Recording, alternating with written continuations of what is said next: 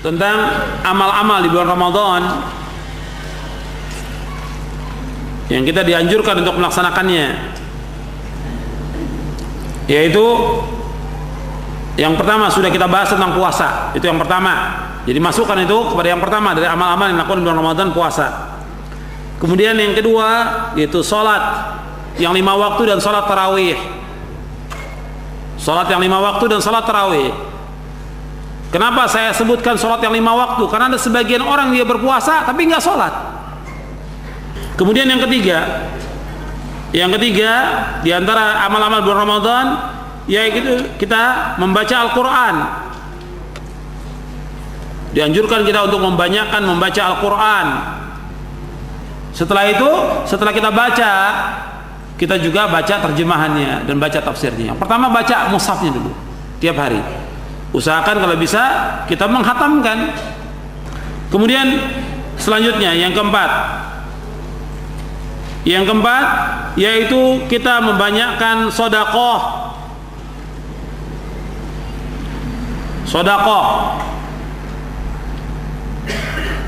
Kita dianjurkan untuk banyak sedekah di bulan Ramadan ini. Dan Nabi orang yang dermawan dan paling dermawan di bulan Ramadan. Kemudian yang kelima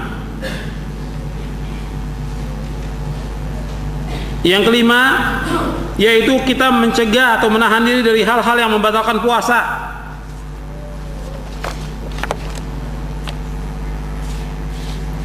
Kita mencegah dan menahan diri dari hal yang membatalkan puasa. Ya, termasuk berkata dusta, berkata bohong. Kalau yang tadi membatalkan puasa, makan, minum bercampur, kemudian juga mengerjakan yang diharamkan kita tinggalkan.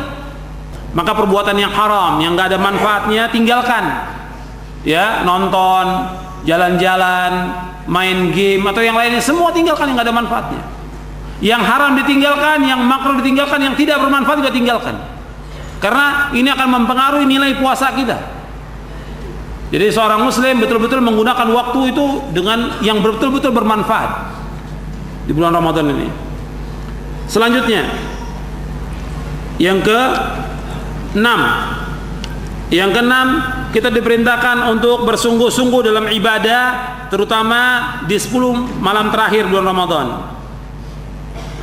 Bersungguh-sungguh dalam ibadah. Sebab Nabi SAW kalau sudah akhir 10 hari terakhir itu, Nabi mencari malam Lailatul Qadar dan sungguh-sungguh ibadah, membangunkan istrinya. Nabi membangunkan istrinya untuk salat malam. Dan Nabi nggak bercampur dengan istrinya 10 malam terakhir itu. Karena Nabi etikaf. Makanya yang ke-6 ini dan yang ke-7 etikaf. Yang ke-6 bersungguh-sungguh, kemudian yang ke-7 etikaf.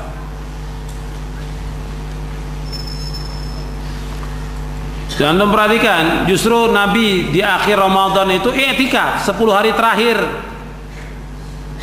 Etikaf itu diam di masjid, nggak keluar. Diam di masjid dengan melakukan ibadah, bukan untuk numpang tidur. Betul-betul niat untuk ibadah. Tidur boleh, tapi jangan habis waktu untuk tidur. I'tikaf untuk membersihkan hati kita, untuk membersihkan diri kita, untuk kita bertaubat kepada Allah, untuk berzikir, untuk melakukan salat yang 5 waktu, melakukan salat sunnah dan yang lainnya, ibadah-ibadah yang lainnya. Tidur boleh, kalau dia ngantuk tidur, tapi tetap ibadah dilakukan, menghatamkan Quran. 8, yaitu umrah di bulan Ramadan. Umrah di bulan Ramadan. Nabi menganjurkan untuk Ramadan ini umrah. Kita dianjurkan untuk umrah karena umrah di bulan Ramadan fadilahnya sama dengan haji. Umrah fi Ramadan ta'dilu hajjah. Umrah di bulan Ramadan fadilahnya sama dengan haji. Dalam riwayat yang lain, umrah fi Ramadan ta'dilu hajjatan ma'i. Umrah di bulan Ramadan fadilahnya sama dengan haji bersamaku, bersama Rasulullah. Dan ini bisa dilakukan pada awal Ramadan, pertengahan Ramadan atau akhir Ramadan. Fadilahnya besar sekali.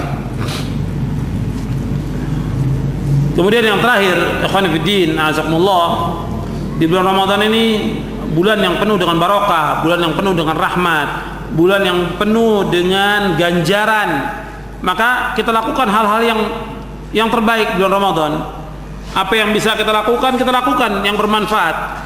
Yang bisa kita lakukan membantu orang miskin, fakir miskin, membantu orang tua, memberikan nafkah kepada istri dan anak, lakukan itu. Memberikan makan kepada orang-orang yang berbuka puasa, kita sedekah, infak, membaca Al-Quran, membaca buku yang bermanfaat, menolong orang yang susah, membantu dengan tenaga, kita lakukan.